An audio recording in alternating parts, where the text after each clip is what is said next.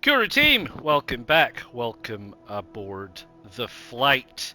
Microsoft Flight Simulator 24 for PS5 and Hotas users. Yes, that's us, that's me, that's you, we're here.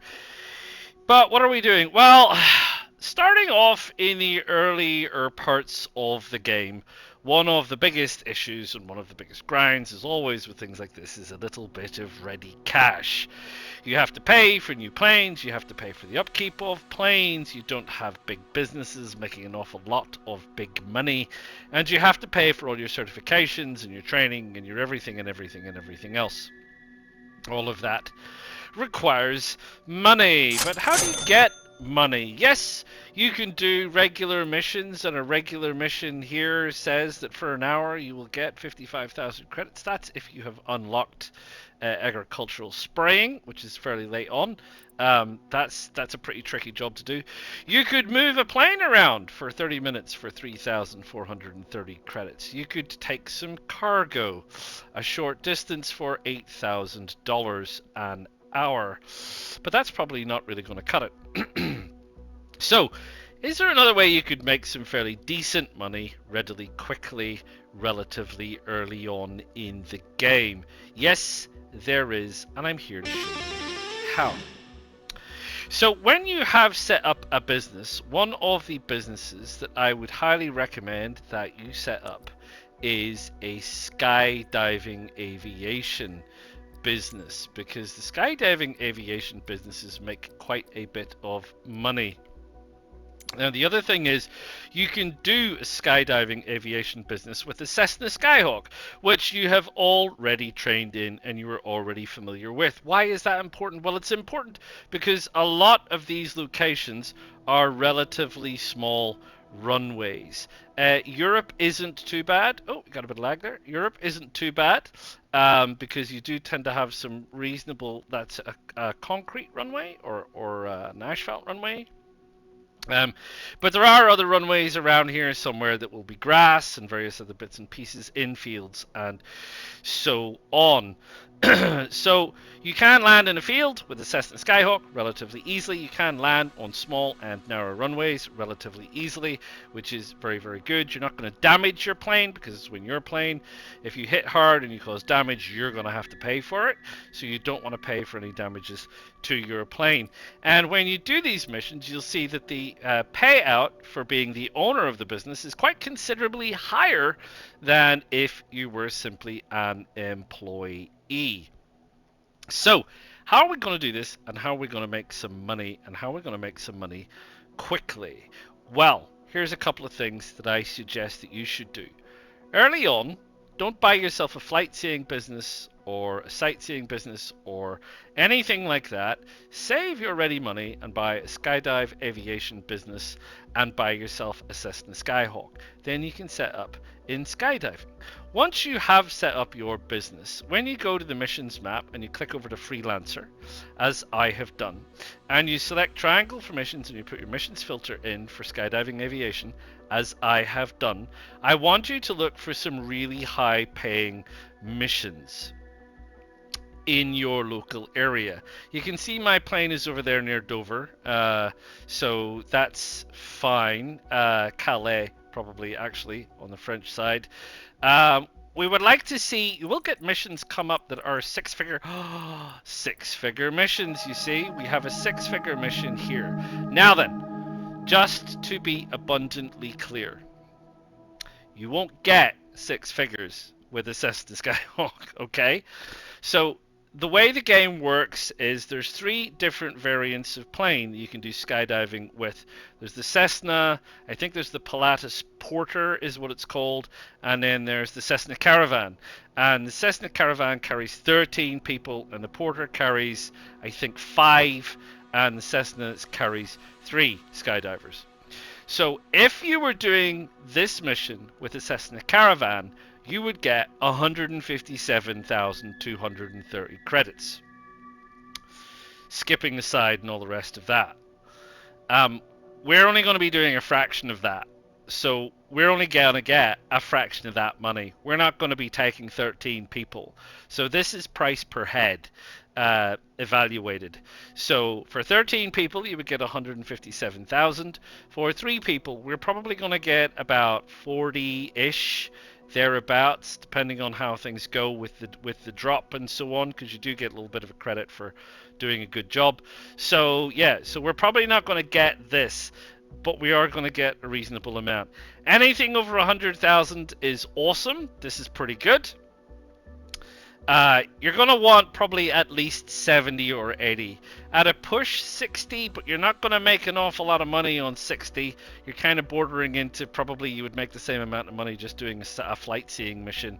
You want to really be a lot higher than that. I wouldn't even look at a job at 35k, because that's for a Cessna Caravan, and you've got something way smaller, you'll actually won't get the money. So make sure you're picking the right kind of mission. Let's have a look at this airport. It's probably going to be pretty small. That's not too bad. That's not too bad, actually. I was expecting something worse. It's VFR flight, which is great, so that's awesome. So we're gonna jump in with this one. Now you see, because my plane is some distance away, there's a transfer cost. It's going to be about 4,500 credits. That's fine. I don't mind. There's always going to be a cost moving your plane around. Just don't try to make it too much, obviously. You need to consider that with respect of the actual total payout on the mission. This is the kind of flight path that we would take. It is normally expected to take 45 minutes. We can do it a little bit quicker than that. I'll show you how we can do it a little bit quicker with that, thanks to the Hotas. And we'll get stuck in. So I'm going to accept this mission, and I'll call you back in when we're ready and sitting in the plane. I'll see you soon. Right, welcome back. Now, we're on board the plane, and there's a couple of things we need to do to get ourselves sorted before we go anywhere. Now, we're going to want to set the autopilot. Now, if you've never set the autopilot in the Cessna, it is a piece of cake. The first thing we need to know is where we're going. Now, you're going to find that by using L1 and the big pad. You're going to use R1 and L3. We're going to have a look at the flight planner. We're going to go to the flight route. We're going to let this go down. Doosh. We are then going to have a look at the planner. Now then, one other thing you'll notice with the planner is the altitude is at 14,000 feet. That's a lie. We're not going to 14,000 feet. 14,000 feet is the ceiling for a Cessna Skyhawk. So you're never going to get to 14,000 feet. You're going to get very close, but I don't think you're going to get to 14,000. Not with all these people on board and a full load of fuel. So ignore this. This is not the altitude that you're going to go to, and I'll talk to you that in a minute. What we want to know is the headings. Now, the takeoff, the initial climb, the distant initiation, the downwell climb, and all the rest of that, that's all very interesting. That's all short potatoes, because that's getting us into the main first leg, which is this one. 28.1 nautical miles at a heading of 310 degrees. So that is something that we need to know. 28.1 nautical miles, 310 degrees. L1 and button get you out, R1 and L3. So what we need to do is we need to go and find our heading button, and we're going to set that to 310 degrees, which is faster to go this way. So don't worry about it too much for now, because we'll pick up the nav beacon when we get in the sky. This is just to help us out. So we've got the heading, and the heading is set, which is great.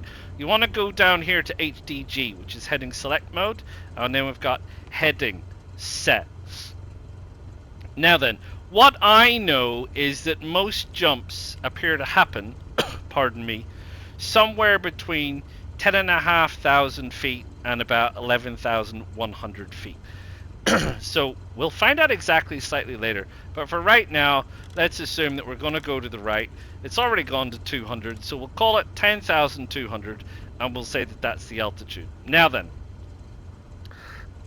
pardon me, what this says here is that we now know, because there's a blue number at the top of our altimeter, 10,200. That the plane understands that we would like to go to 10,200. The ALTS lets us know that the plane thinks we would like to get to that altitude, and the altitude has been selected. What the plane doesn't know is how quickly we would like to get there. Now there's two ways that you can do this. You can do this with the flight level change mode, which is down here, which lets the plane choose how quickly you would want to get up. You hit FLC and you've got 0 knots. So what we need to tell the plane is, well, how fast would we like to get up? Well, we would like to get up, I would say, let us set it at around about 80 knots. 80 knots is probably a reasonable speed, and the kind of speed that isn't going to cause us too much trouble. So here we are, and we're going to do 80 knots, which is fine. You can also use vertical speed mode if you like.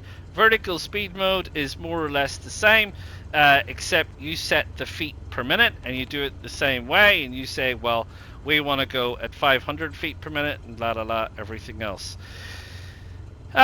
Is there a method I prefer? I prefer the flight level change mode, and the reason I prefer the flight level change mode is because when you use flight level change mode, you're setting the speed, so you know that the plane isn't going to go too quickly or too slowly, and it runs a slightly lesser risk of stall out.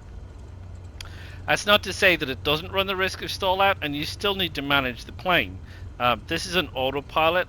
This is in a Cessna.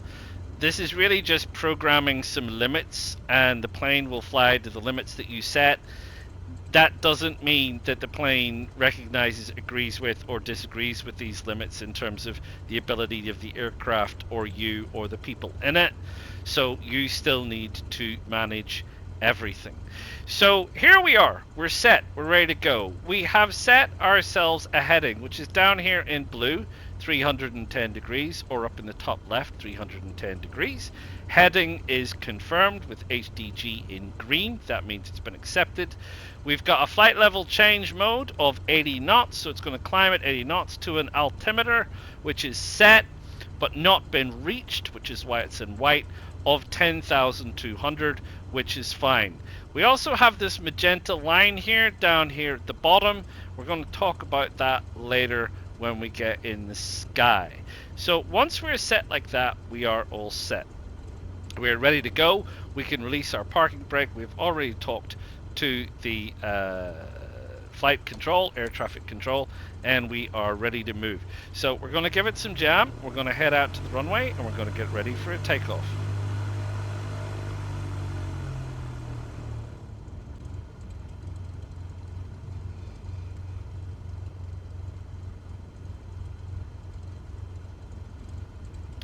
Right, so we're here on the runway. We're going to give it a little bit of flaps just to help us get into the sky, and we're going to give it full noise, and we're going to head on down the runway and start our initial climb. Per our guidance and all the usual kind of bits and pieces, we're going to try and stick to the center of the runway. Now we got a full load of people in here, so while I do appreciate that the plane can't get off the ground at 55, we're going to let it get a little bit quicker. So we're now at 75, and it's starting to get a little bit skittery. So we're going to make sure that we get off the ground. Now we need to pay attention to some of this text that is coming up down below, because the jump master is going to tell us at exactly which height we're ultimately going to need to be. I'm going to ditch the flaps. We're going to make sure that our throttle is set below 2500. And we're going to carry on up to our climb. We can see that we now have the blue brackets in the sky. So we're going to start making a turn into that. I just want to check. We're about 3,000. So we're just going to keep going. We want to wait until we get onto this heading of about 310, which should be relatively soon. just keep climbing.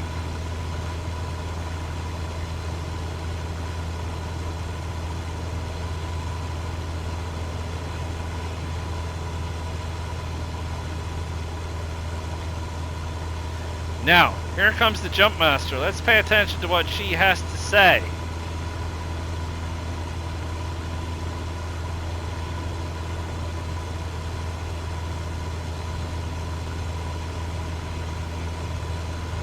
"12,100 feet. There you go. So we're going quite high. We're going to go to 12,100 feet. Now, we're on heading, so I'm going to hit autopilot. Now you can see that the autopilot has taken over because we have the green AP between HDG and FLC. I have taken my hands off the controls and it is now flying. We'll keep an eye on it just to make sure it's stable. It's going at trim 20%. It's climbing at about 750 feet per minute. Throttle's to 430. Airspeed is 80. That is fine. Right, 12,100 is the new altitude. So we have to go here and we have to go 12,000. That'll do that one. And then we want to set that to 100 and that does that one. And you can see now that this is set at 12,100 and we are climbing perfectly fine. Now then, this was just to get us started. What we want to do is we want to catch this thing, which is your GPS track. Now you can see that the GPS track is in pink here. We're flying towards our destination. You can see that it's 2.5 nautical miles. It's now 2.4. We're on a bearing of 312, which is fine. We want to follow this from now on. We don't want to follow the heading. The heading was just to get us started.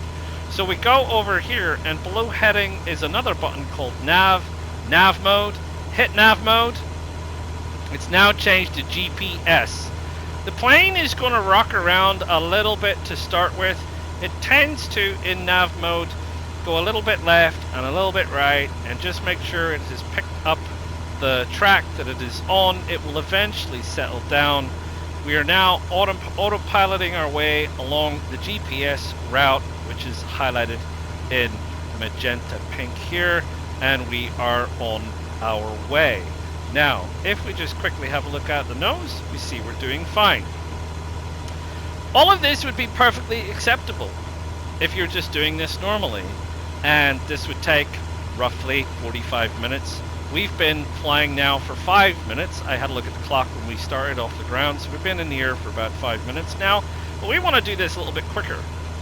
If you've been paying attention to my tips and tricks, you will know that there is a way to modify the sim rate using the Hotas and controller combination, which you don't necessarily get so easily with just the controller.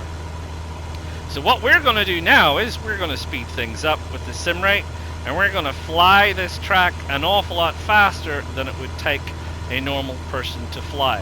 One of the things to watch out for is there's a 2-minute jump that you need to give people notification of. It's going to come up real soon.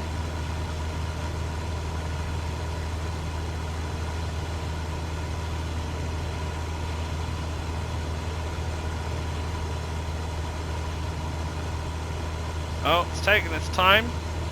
Right, when we're approaching the turn, I suggest that you slow down again. The plane can get a little bit wobbly on the turn with the autopilot when you're going at an accelerated sim rate, and it can throw people around and it can throw you off track, and then you need to spend time going back around and sorting things out. It's perfectly fine. Just slow it back down. We've got to do a turn, which is a 90 degrees, so we're heading back the other way. This is the final leg towards the jump. It looks like a square on the compass rose in your top left, but if you pay very close attention to the graphics on the flight management system in front of you, it is actually a turn in 3, 2, 1. Here we go. I'm not doing this. This is all autopilot, by the way. This is not me. Right. The reason that the 2-minute jump hasn't come up yet is because this is nearly 18 nautical miles. This is quite a long run. 12,100, like I said, that's quite high. Normally it's about 10.5 to 11.5. The autopilot's just making its final turns. We're going to reach 12,100 before we reach the end of this. There we go. 2-minute jump. Make sure you give that announcement. That is part of your credit to the mission score. Then what we're going to do is we're going to speed back along this track as fast as we can until we get well close to the jump approach. Now, one of the things I just want you to be aware of is when we start approaching the altitude, you can see that we now have the blue flashing. That says that we are within 1,000 of our ceiling. Just slow the sim rate down a little bit and keep a very close eye on things as you approach the ceiling, because the autopilot can get a little bit twitchy with flight level change at the ceiling, and it can start to do some relatively funny things, like try and stall your plane, particularly by using the trim function. So let's see how we go. It should level out. It's leveled out fine. There's a little bit of bumpiness, but that's okay. We've now got the ALT flashing, which means that the autopilot has recognized we are at ceiling. We have GPS, autopilot, alt, and 12,100, which is exactly where we want to be in the lineup for the run, which is very, very good. That's a smooth transition. I sometimes find that with the vertical speed changes, it doesn't always happen so smoothly. Just keep an eye on it. We're going to reach the end of this track and we're going to come into the jump run approach. Now we're going to slow the sim rate down to normal and we're going to see what it says. It has a bunch of things here, in particular the speed. So what we want to do is we want to dial back the speed. I would initially put it back to dead center throttle and just wait a little bit. Keep a very close eye on the trim, because as we approach the 72 knots mark, you see the trim starts elevating. So the autopilot is making compensation. That's fine. Let's adjust the throttle. Let's bring the throttle back up. We don't want to stall out. We don't want the trim to go much higher than 35%. So we're now at around about 2050 revs. I don't want to go at any lower than 71 really. Don't worry about the altitude. The game always seems to have an issue with managing to understand exactly what altitude you're at sometimes. It probably isn't going to make a huge amount of difference. I'm just feathering the throttle ever so slightly to make sure that that trim doesn't go excessively high. Anything over 40% would beginning to worry me. We're around about 71. I suggest you don't fudge around with the sim rate at this point, because you get scored on how smooth the jump is, which is now R1 and L1 for me to allow people to jump. They're going to jump out. If you want to watch them jump out, you can use the big button to go to the external view, as long as you're familiar with keeping an eye on all of your things from out here. We're flying lovely and level. Speed is just a little touch high, but that's okay. That's 2 of 3 out.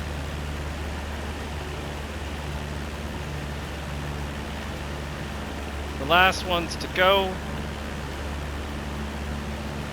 There we go. We're back inside. Let them know. Drop the autopilot. Get ready for the dive. Tip your trim all the way. You want as much trim down as possible. We're down to 0, and we're going to borrow a book from the gliders, and we're going to do one of these. This is going to drop us out of the sky pretty quickly without also accelerating our airspeed. You can see our airspeed is already nearly at the yellow, which is at 130.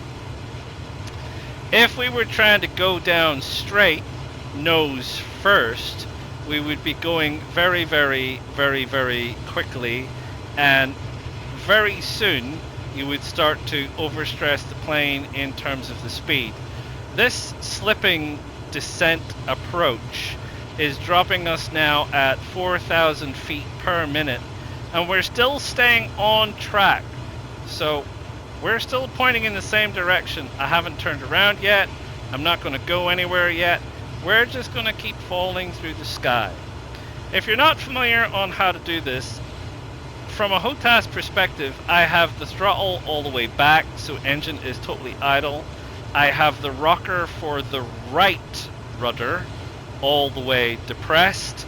I have the aileron, which is the stick, all the way over to the left, and I'm also using a little bit of twist on the stick for the rudder as well, just to make absolutely sure.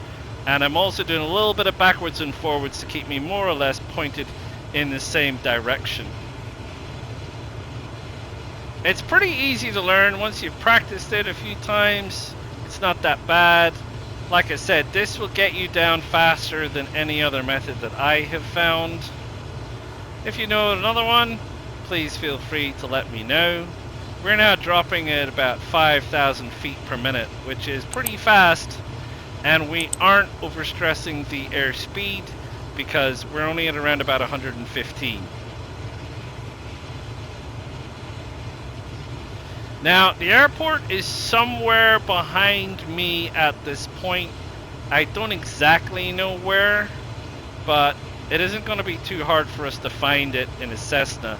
Once we get to the bottom of this drop, we'll be able to turn around, and hopefully the airport won't be too far away. If you're very lucky, it'll be a straight in approach. If you're not, you're going to have to do the usual turn. At what point do we want to level out? I probably want to think about leveling out about 3,500. So we're going to approach that soon.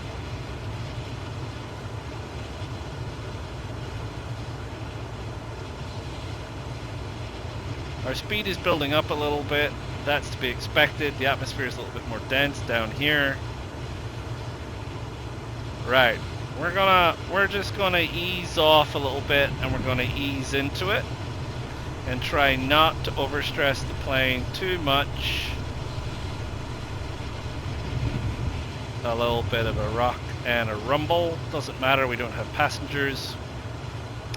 Final is about 5 nautical miles behind us. I'm gonna put the throttle at 50%, which is right in the middle. We're going to do a standard turn and see just exactly how far we are away from the runway, and also what orientation the runway is in. I'm going to nurse the throttle back up so we don't stall out.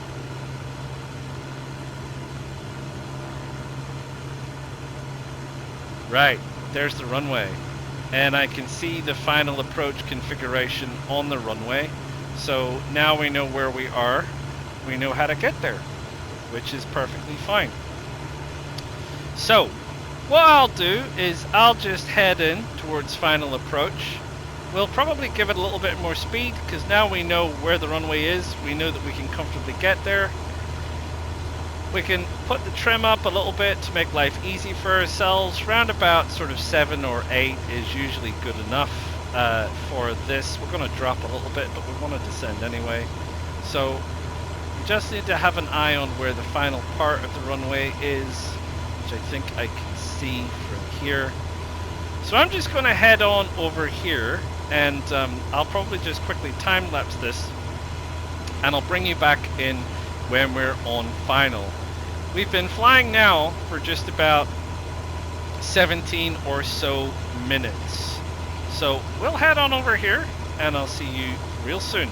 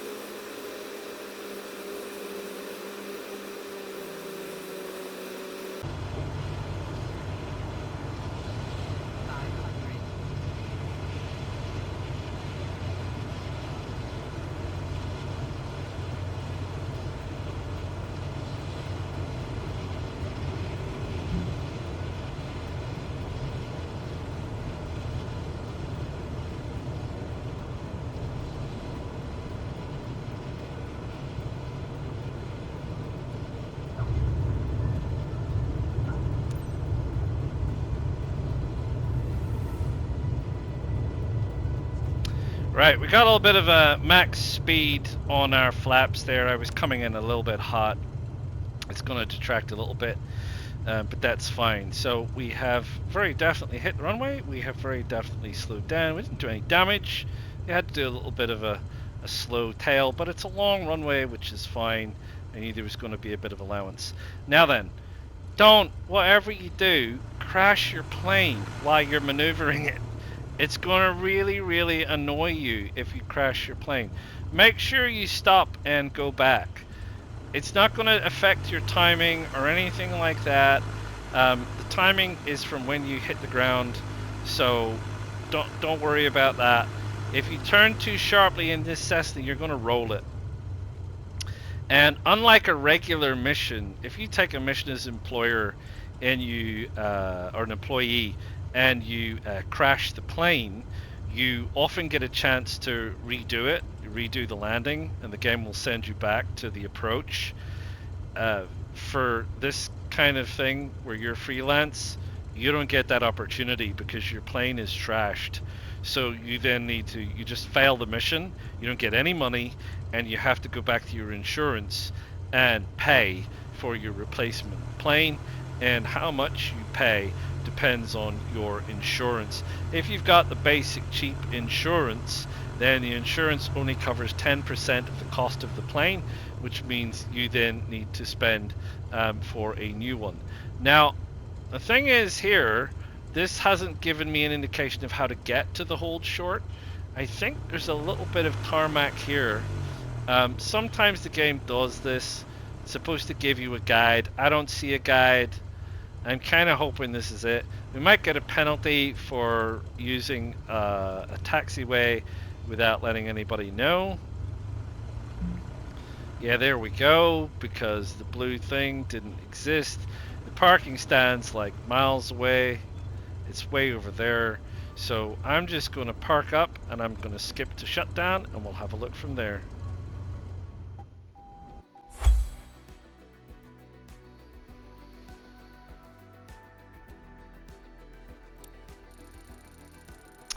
Right, so here we go. So this is what we're getting today. We got the jumpers into position about 87%. We had a little bit of drift there because we didn't get the right speed all the time.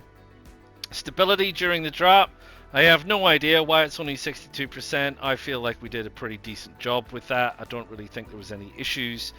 The descent time, 95%, because we used that fast descent slipping method, which is the one that I recommend that you use to keep that descent time up. Landing smoothness was only 70% because I came in a little bit hot, which is fine. Sometimes happens, just the way it is. 75% aviator. There was a missed radio communication somewhere along the line, and we extended flaps at max speed. Oh, the radio communications was exiting the runway. So there you go. It's an A, which is a solid score. It's not an S, but it is an A. What does that mean in terms of money? 58,000 credits, and that took us, by my reckoning, just shy of 25 minutes. So that's 2,000 credits a minute. Actually more than 2,000 credits a minute, but it was a big job. Like I say, it was supposed to be a $157,000 job. We're getting just under, what is that? Just over a third, actually. It's like about 40% or something like that. So you're still getting a sizable chunk of change. 58,000 credits in 20-something minutes. That's not too bad. Hey. Well, I hope you found this useful. I hope it gives you some ideas on the kind of things that you can do to grind your way to make a little bit more money. I'm on my way using this method to get myself a Cessna Caravan so that I can actually get a lot more money. I don't know if I'm going to be able to do the same method the same way with the Cessna Caravan. I haven't tried, but I sure will try. And I'll probably do an update when I have the Cessna Caravan just to see exactly how good we can nail it in the Caravan with 13 people and what kind of money we can make. Until then, If you have found this video useful, please click the like. Please subscribe to the channel and click the bell notification so you know when the next one of these is coming out. Please feel free to add your comments, your own tips, tricks, suggestions. Maybe you have another way you can make more than 2,000 credits a minute on a mission at very early level. If you do, I'm sure we would all love to hear it. Until next time, ta-ta for now.